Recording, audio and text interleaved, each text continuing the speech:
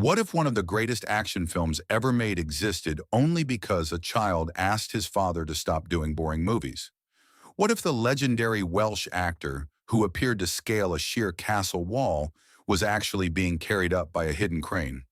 And what if the actress playing a resistance operative had spent 3 years of her childhood inside a real Nazi concentration camp? Where Eagles Dare, the film behind the film is every bit as wild as what ended up on screen. The entire project began not with a producer or a studio, but with Richard Burton's son, who had grown tired of watching his father in prestige dramas and asked him to make something exciting. Burton approached producer Elliot Kastner, who went to Alistair MacLean. At the time, every MacLean novel had already been sold or filmed. Kastner persuaded MacLean to write something entirely new. 6 weeks later, MacLean delivered a script, and One Boy's Wish for a Different Kind of Film led directly to one of the most celebrated action movies of the 1960s. MacLean had never written a screenplay before. He approached the challenge by writing the script and the novel simultaneously, working on both versions of the same story over those 6 weeks. The film follows the book more faithfully than almost any other MacLean adaptation, because there was no original book yet when he started writing. Before a single camera rolled, Clint Eastwood had already decided that most of what was written for his character was wrong. He described the screenplay privately as terrible, all exposition and complications. His solution was to strip Schaffer down to almost nothing. Most of the dialogue originally assigned to Eastwood was quietly transferred to Richard Burton. Eastwood retained almost all of the action. Director Brian Hutton played to both actors' strengths. Burton's theatrical background gave Smith the speeches, and Eastwood's silent intensity gave Schaffer every gun in the castle. The part had first been offered to Lee Marvin, who declined, reportedly telling producers they were about 4 years too late. Richard Burton had wanted Richard Egan for the American role. Neither got the part.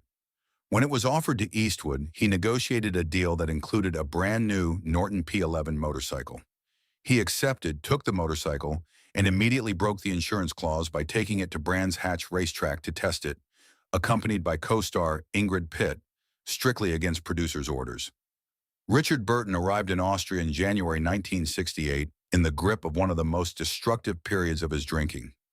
Reports described him consuming up to 4 bottles of vodka a day, deeply depressed about his marriage to Elizabeth Taylor.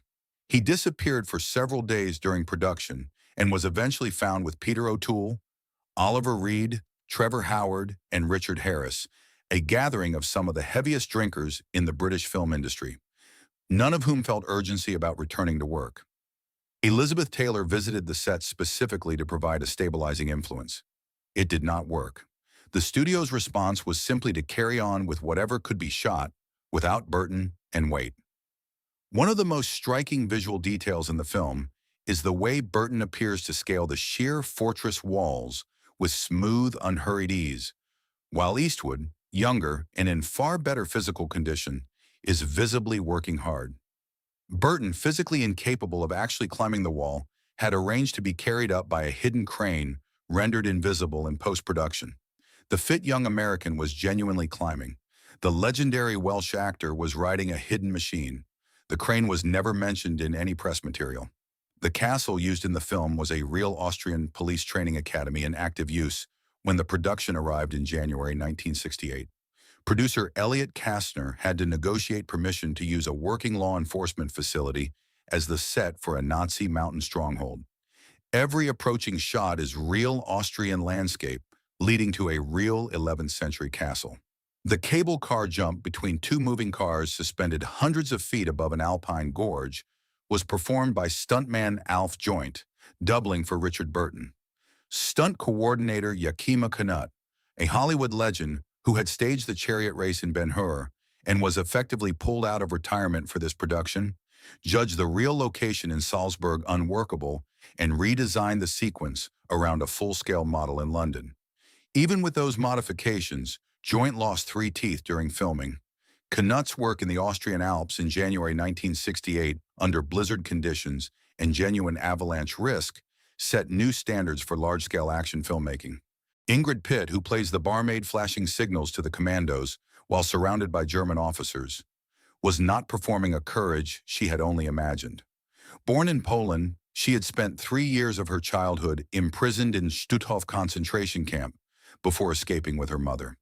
She later also escaped over the Berlin Wall. Filming surrounded by actors in Nazi uniforms was, by her own account, genuinely difficult.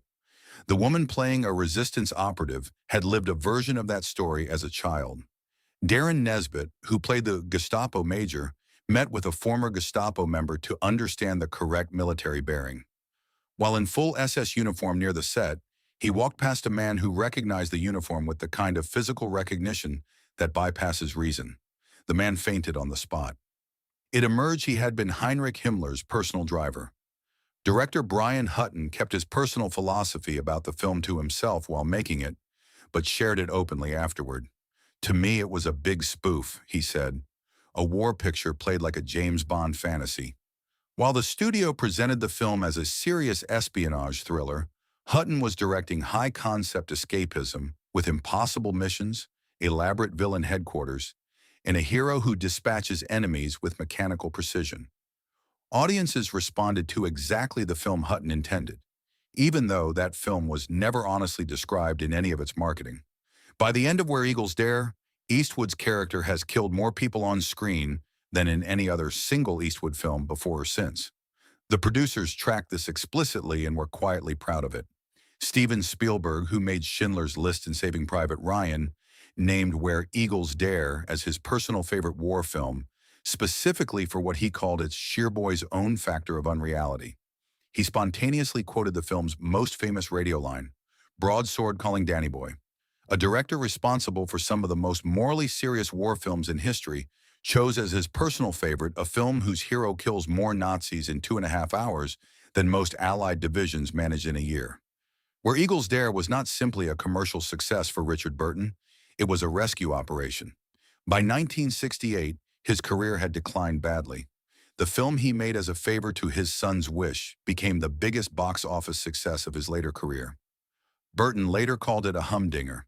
It began with a child who wanted to watch his father do something exciting. It ended with a legend. Subscribe 90s Playback for daily new videos and press the bell icon so you don't miss any update.